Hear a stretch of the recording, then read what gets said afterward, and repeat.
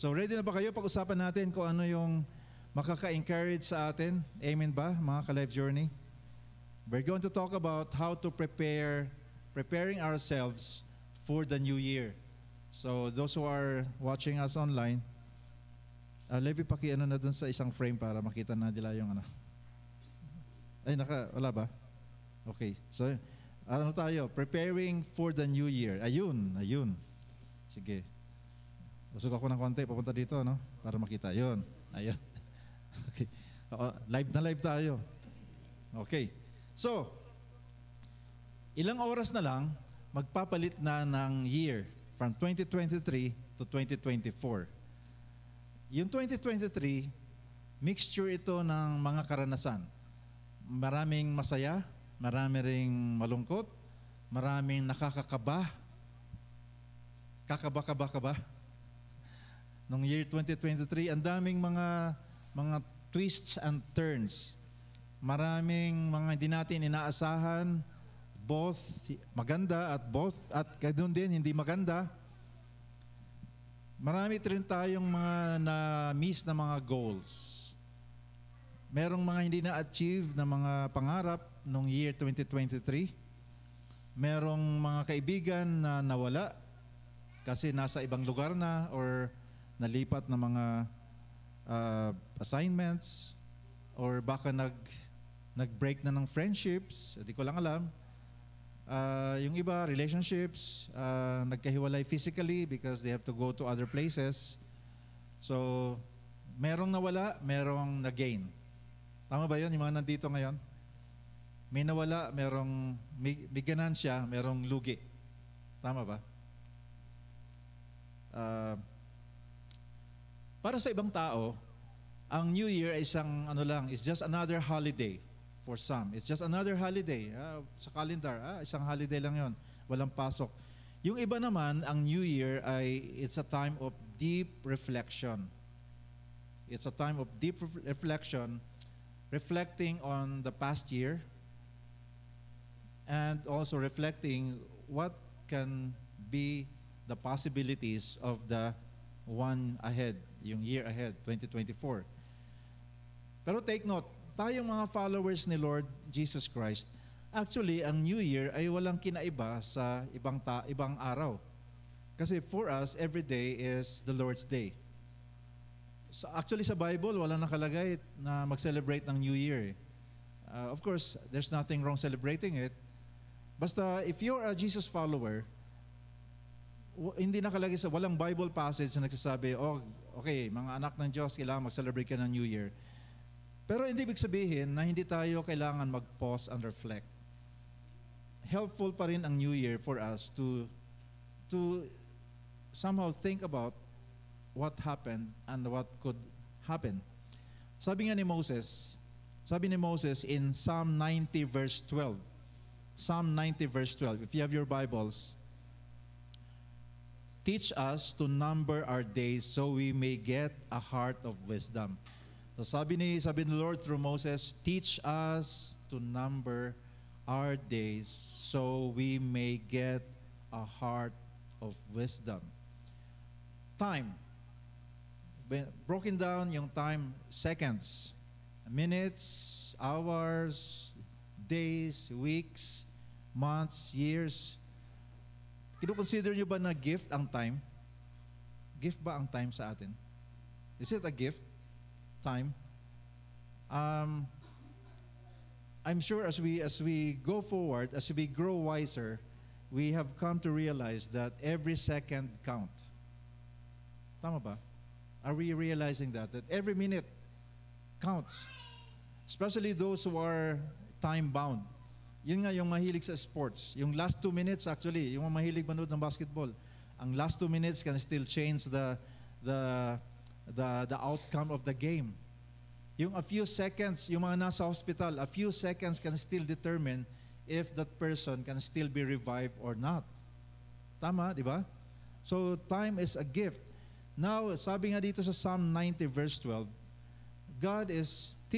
ang prayer natin is that we allow God to teach us. So teach us, Lord, to wisely, as we wisely follow you, Lord God, that we take care of that time, the gift of time that you have given to us. Of course, di na natin pwedeng bawiin yung time kasi it progresses, hindi pwedeng balikan eh. Kaya nga sabi ni Apostle Paul din sa Ephesians 5:16, so take note of this. Make the most of every opportunity in these evil days. Ephesians 5:16. Make the most of every opportunity in these evil days. Life Journey family, ang New Year, nagre-remind din sa atin ng new birth. So in a sense, ang bawat araw ay chance natin sa Panginoong Diyos na to turn the next page of our lives. Salamat Lord, tapos na yung day na to, tapos bukas another day na naman. Thank you Lord God that we have another chance to be with you. Di ba? Jesus followers, we are all people, new creation tayong lahat. And we serve a King who renews us daily by the Holy Spirit. Kaya magpasalamat tayo that every day is a new day with the Lord. I hope that we get that so that when we wake up in the morning, ang ating attitude lagi is, thank you Lord for another day. So, another thing that happens during New Year is that we talk about setting goals. So when we set goals for a new year, importante yun na palatandaan na tayo ay intentional sa ating ginagawa. Intentional tayo sa buhay, meron tayong pakialam sa buhay natin, may pakialam sa trabaho, may pakialam sa yung mga nag-aaral, may pakialam kayo kung paano mag-progress ang inyong life sa academe, sa campus, yung mga nagwo-work naman, sa ministry, sa business. Diba? If you take some time to make plans, ibig sabihin you are serious in what you are doing. Can I get an amen doon? Amen ba? If you take some time, ibig sabihin you are serious with that endeavor that you have entered into. Sabi nga, when we work and plan, we are fulfilling God's original desire designed for us. Ganito yon mga ka-Life Journey. Sometimes, di natin pinapansin yung mga maliit na bagay. Pero for those who are especially yung mga nasa organizing ng mga events, yung mga maliliit pala na mga bagay, malaking bagay. Just playing with words, ano? Yung mga maliliit na mga seemingly insignificant na mga details, doon sa mga gumagawa ng program, mga hosts, nagpapatakbo ng activities, every detail is important. Amen ba? Amen? Sino dito yung mga na-assign na to be in charge of certain events? Yan si Levi, nagtaas ng kamay. Every detail. Kaya nga, pag gumagawa tayo ng program, nakalagay din yung timeline, di ba? Katulad yan, pag mayroong program, opening prayer, 2 minutes. Tapos, next, opening remarks. Depende sa kausap mo. Pag sabi nung na-assign, I'll just speak for 5 minutes. Okay, 5 minutes. And then, down the line, ngayon, importante yun na sundin, kundi magkakalat yung program. Pag hindi ginawa ng program, ibig sabihin, hindi serious. Okay, Life Journey family, in a few minutes, I will be presenting to you 4 steps in preparing for the new year. But let me invite you to this passage in the Bible. In Genesis chapter 1, verse 28, God has given us a mandate to be managers here on earth. It says there, then God blessed them and said, be fruitful and multiply, fill the earth and govern it. Reign over the fish in the sea, the birds in the sky, and all the animals that scurry along the ground. In other words, dito, God assigned us to be managers. Another word for that we usually use often in the church is steward. Of course, ginagamit din yun in organizational structures, stewardship. God wanted us originally to be like this. Ngayon, dahil bumalik na tayo sa Panginoon dahil sa Panginoon Kristo, balik uli sa assignment tayo. Ito ang assignment natin. Sa panahon natin ngayon, maraming resources na available, like digital tools. Marami tayong makukuhang mga lessons about productivity. Marami nag-o-offer ng mga lessons, workshops, how to be more productive. Maraming inspirational na mga blogs, vlogs. But before we write our goals for 2024, or you have written it already, could you review it? But please begin in the heart. Tingnan muna natin, balikan natin ang mga puso natin. Kasi may temptation tayong lahat, kahit mga Jesus followers na gumawa ng mga plano, pero ang nangyari, pagkagawa ng plano, si Lord nilagay lang na parang icing, toppings lang. Tapos doon sa buong plano, wala pala siya. So anong nangyari? Sino ang masusunod? Tayo pala. But alam na natin ang kwento, pag nagka-problema, babalik pa rin tayo kay Lord. So, since nagsisimula tayo ng panibagong year, then this is the invitation for us. Isama natin ang Panginoon Diyos sa lahat ng goal setting, ng plano. Balik muna tayo sa sarili natin. That brings me to the first step that we should take. First is, we have to remember. Remember, sabi nga ng wise man named Solomon, in Ecclesiastes 12 verse 1, remember also your Creator in the days of your youth, before the evil days come and the years draw near, of which you will say, I have no pleasure in them. Pag January kasi parang bata, parang kabataan ng taon. At ang mga opportunities ay fresh. Kaya maraming productivity expert, pag January, they would preach a gospel of self-empowerment. Pero ang alam natin sa salita ng Diyos, ang buhay ng tao ay fragile. Delicate ang buhay natin. Anything can just happen na akala natin all along, smooth sailing ang buhay ng isang tao. As I said earlier, every day is a miracle. Every breath that we take is a miracle. I don't have to tell you, to remind you, Life Journey family, that even now as I am speaking here, as we are here right now, some people are having difficulty breathing.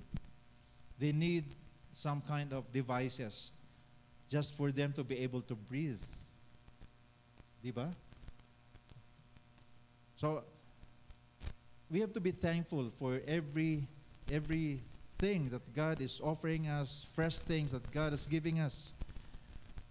Although dito sa atin, sa Pilipinas, wala tayong, two seasons lang tayo dito, di ba? But some of us, nakabiyahe na sa ibang countries, like in temperate countries.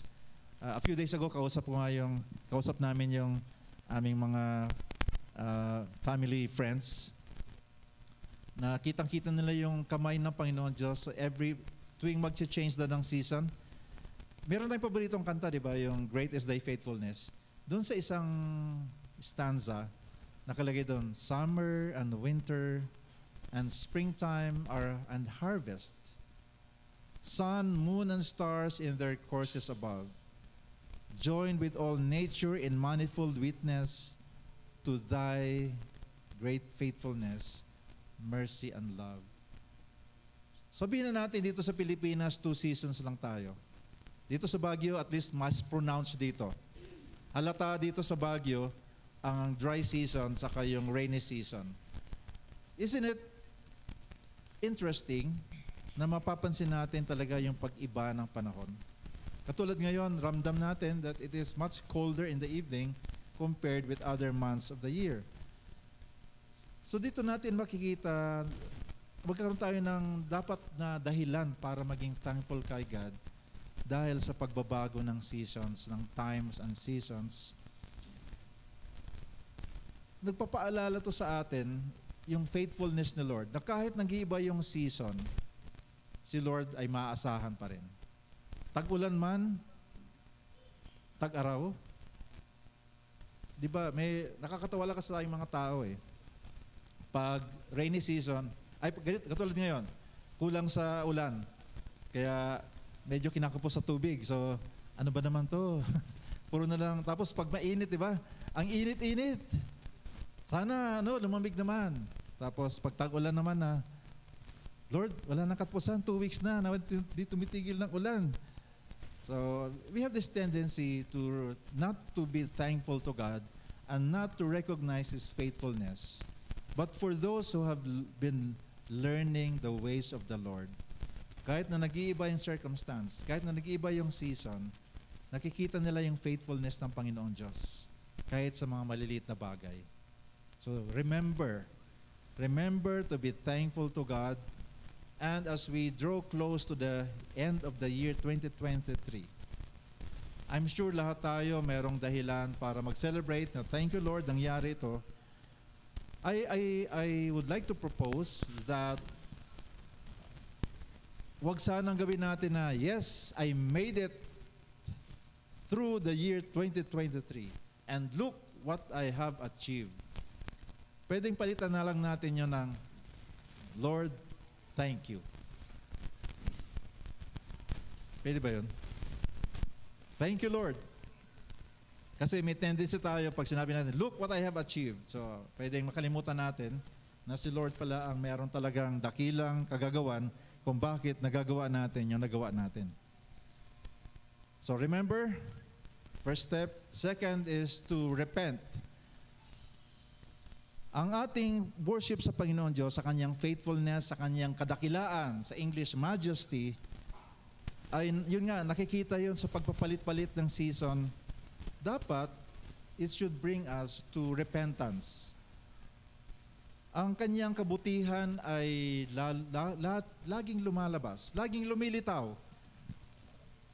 Gusto kong imbitahin kayo na pansinin ninyo, kahit anong nangyari sa buhay ninyo, mga ka-Life Journey, lilitaw at lilitaw pa rin, mangingibabaw pa rin yung kabutihan ni Lord. Amen ba? Amen. Yung mga testimonies natin, mamaya lilitaw pa rin yung glory ng Panginoon Diyos.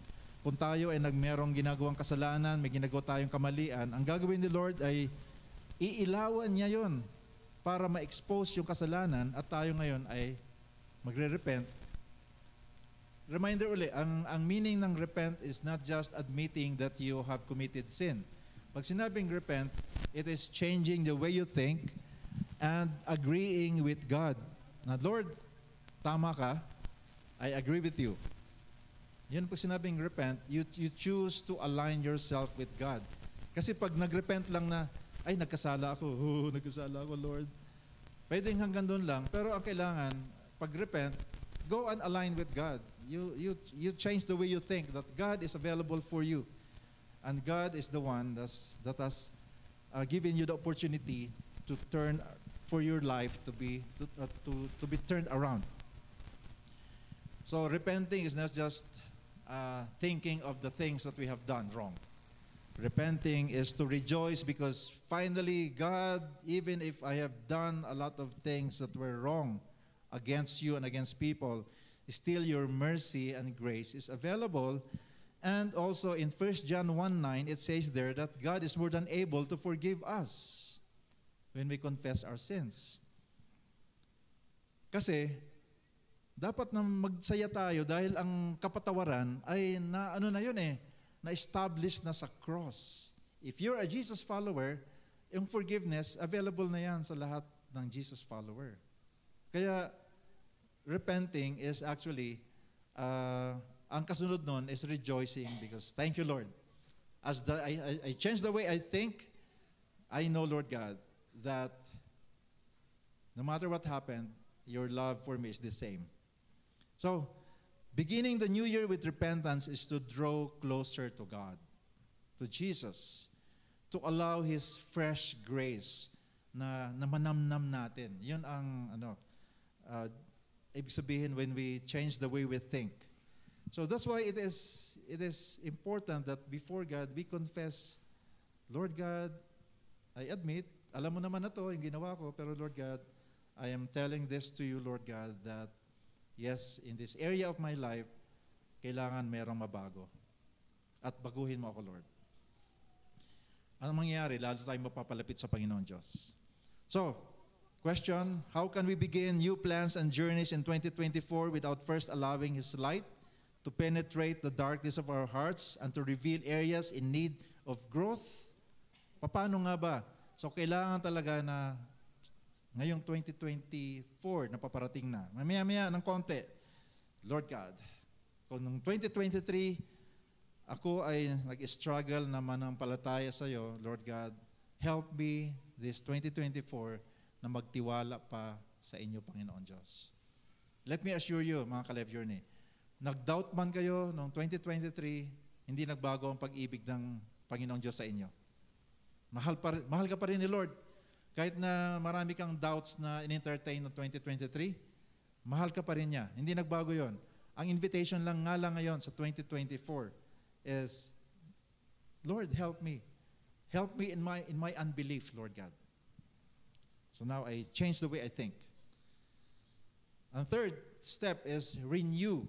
So, puro R, remember, repent, and then renew.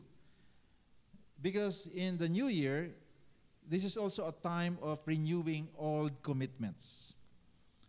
Like marriage, like family and the church. So, ibig sabihin, before we begin wonderful, grand plans, like developing new skills or losing weight, lahat yun maganda. Pero let us begin by renewing our basic commitments that we already have. Kasi di ba, it sounds absurd naman na magdadagdag ka ng commitments, tapos yung basic commitment o yung core commitment ay hindi naaalagaan pala. Kaya during New Year, this is one of the most strategic time na balikan. Ano nga ba yung commitment na na-establish na noon pa? So yon, marriage, for those who are married, family, and the church, kung ano pa man yung mga commitments na basic. And one most vital work is what we do within the walls of our homes. Kaya dito sa Life Journey, ang pa rin natin dito is na-recognize natin institution na ginawa ng Panginoon Diyos ay ang family, home. God instituted three basic establishments here on earth. The family, the church, the government. So at least yung tatlong yun. So ibig sabihin, sa family, it begins in the family that Christ-likeness is being lived out. Grace is lived out. Forgiveness is available at home. And commitment is being practiced at home. And also, we should also renew ourselves to the faithfulness of the local church, kung saan tayo hinuhubog ng Panginoon Diyos, saan tayo natututong mahalin ang bawat isa. Nothing wrong with big churches, but sometimes we can just drown out in other churches na malalaki. Pero dito kaya nga mas maganda yung challenging tayo lang. Dito talaga maranasan natin yung paano mo i-handle na kung minsan mainis ka sa isa, paano ka mag-appropriate ng forgiveness, di ba? Kaya I'm not saying na there's something wrong with bigger, but ibig sabihin maganda na you commit yourselves to relationships. Kaya nga, maganda rin ang online, pero maganda pa rin na meron tayong patuloy na journey na tayo ay nagkakabanggaan, literally. We rub elbows, literally. Doon ngayon, mas nade-develop at nabubuo yung relasyon. Kasi, sabi kasi sa Philippians chapter 2, verse 12, ang ating daw pagiging ligtas ay i-work out daw natin na merong sabi sa English ay with fear and trembling. Kaya mga kapatid, let us renew our commitment to appreciating the Life Journey family for your commitment. That's why I am again extending the invitation. Sa January 13, we are having this prayer and planning. Tapos yung mga nabigyan ko na ng message, please accomplish yung spiritual gift test na nandun. And then, para magkaalaman tayo, ang purpose doon kung bakit ko sinasend ng advance yung spiritual gift testing ay para maalala nyo na kung ano talagang giftings ninyo, para hindi natin pinipilit ang bawat isa na gawin mo ito, gawin mo yan. Kundi ang mangyayari dito sa life journey, dahil alam mo kung anong gifting mo, yun ang i-celebrate natin at gamitin natin for God's glory. Amen? So remember, repent, renew all basic commitments, and finally, that brings us to the fourth R. Rest. Okay. Now, before your mind would wander fast, rest. There are two things that I will tell you about rest. So, New Year should be a time to rest. Ano sa Tagalog ang rest? Magpahinga. First is, we rest in the reality of our identity in Christ. So, ibig sabihin, para tayo magkaroon ng spiritual na kapahingahan, whatever happens in the spiritual realm of our lives, yun ang magdidetermine ng emotional natin, relational, at physical, at mental na health. So, we have to realize na tayo, ang identity natin ay naka-Kristo na. So, ibig sabihin, kung naka-Kristo na tayo, ang pagiging banal ay hindi natin trabaho, kundi trabaho niya. Ang mangyayari na lang, kung sabi ni Jesus, siya ang ginawa niya tayong holy, mag-a-agree na tayo doon na ginawa na niya tayong holy. So therefore, ang magbibigay sa atin ng kalakasan para maging banal ay siya din, ang Panginoong Diyos. So, ibig sabihin, ang pagiging mabait, ang kapangyarihan para maging mabait at maging maayos ay galing sa kapangyarihan ng Panginoong Diyos. Amen? Hindi sa kapangyarihan ng asawa mo, ng anak mo, ng sarili mo, kundi kapangyarihan ni Lord. So we rest in the reality that our identity is in Jesus Christ. Ibig sabihin, if we belong to Jesus Christ, as I have told you earlier, yes, you may have realized na marami kang hindi pa na-check sa listahan mo na dapat nagawa ng 2023. Nung nag-review ka, marami pang unchecked. At marami ring mga hindi tumama, maraming sablay, at maraming disappointments. Ang sabi ng salita ng Diyos, mahal ka pa rin ni Lord, kahit na ganon ang nangyari sa 2023. Do you accept that? Sa bucket list mo, na para kay Lord, isa lang yung na-check.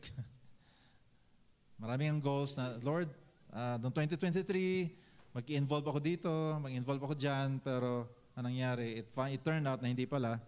So, let me again remind you, rest in the identity that you belong to Jesus Christ. No matter the failure you experience this year 2023, nothing can change the truth that Jesus still loves you. He came to save you, and He is still your Savior. Amen?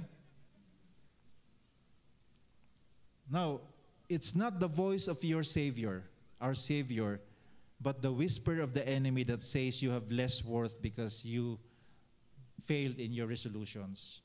Pag mayroong bubulong-bulong sa iyo na mahina kang kwentang Kristiyano kasi marami kang kapalpakan, hindi galing kay Jesus yon. Galing kay Lord. Galing kay Lord na maliit. Sorry, small letter L. Yung naglo-Lord-Lordan.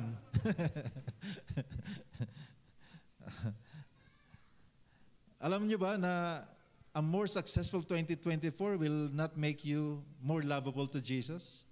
Love ka na niya no matter what eh. Now, it does not mean na wag tayong magplano. Ibig sabihin nga, the more na magplano tayo kasi love tayo ni Lord. Kasi kahit na pumalpak tayo, tuloy pa rin, love pa rin niya tayo. Kaya sige, nevertheless, we commit ourselves sa dapat gawin natin. Di ba?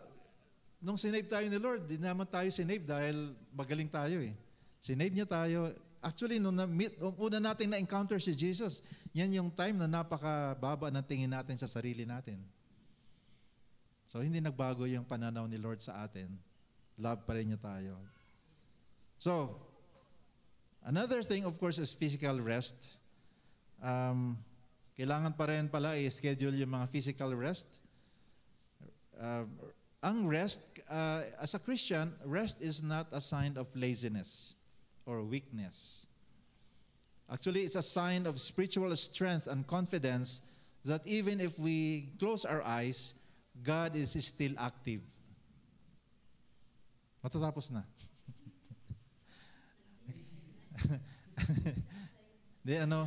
Yung in Jesus' name, I declare healing. Merong kailangan magpa-check up. Rest. Ibig sabihin din, kailangan natin pumunta sa mga doctors. I believe in healing, na laying on hands, but sometimes God would use medical personnel as extension of His healing hands. So sometimes we need to rest and trust doctors and nurses and medical people. So again, reminder to sa mga type A na mga tao, type A workaholic. Alam niyo ba na kahit wala ka, gagalaw pa rin si Lord? Alam niyo ba yun? Pero sometimes, ang tingin natin, naku, pag di ako magpakita, di naaandar yung kasi wala ako eh. Pero let me again tell you, mga kapatid, whether what you're doing is ministry or in your work, whatever endeavor, kung kailangan na pumunta sa doctor, kailangan magpahinga, do it because God is sovereign. We can rest in His sovereignty. Aandar pa rin yung kumpanya nyo. Aandar pa rin yung opisina nyo. Aandar pa rin yung church. Amen. Salamat na lang. So as we make plans for 2024, let us remember that even in our failures, we serve the one who remembers our frame and knows we are dust. As mentioned in Psalm 103 verse 14. We make plans. Yes, let us make plans. But we hold them lightly. We entrust our future not to our planners, not to our organizers, but to the King of Kings who holds the world in His hands. Amen? Amen. So let's pray. Can we please all stand up? Panginoon Diyos, salamat Lord na sa pagpasok ng bagong year 2024. Niremind nyo kami through your word, through your system that has been established, and most of all through your presence of Jesus Christ, that we have to remember your faithfulness. We have to change the way we think, we repent, and then we renew, Lord God, the commitments that we have offered to you even in the previous years, O God. And also we rest in your presence, that you are God and we are not. And today, Lord God, this is what the best that we can do is to offer our lives to you. Mga ka-Life Journey, in Romans 12, it says there that we offer our lives as living sacrifices to the Lord. In the next few hours, Lord God, will be another year. And we are making a decision at this particular point in time today that we offer to you our lives. I offer to you my life, Lord God. Here I am, Lord God. Wala na akong valuable na may offer sa inyo, kundi ang buhay na to na galing din sa inyo. Kaya Lord God, sa lahat ng oras, sa lahat ng bagay na pinapagawa mo sa amin, sa akin, Panginoon Diyos, mangyari, Panginoon Diyos, let it be that every aspect of my life is offered to you, submitted to you, Jesus. Thank you, Lord. In your name we pray. Amen.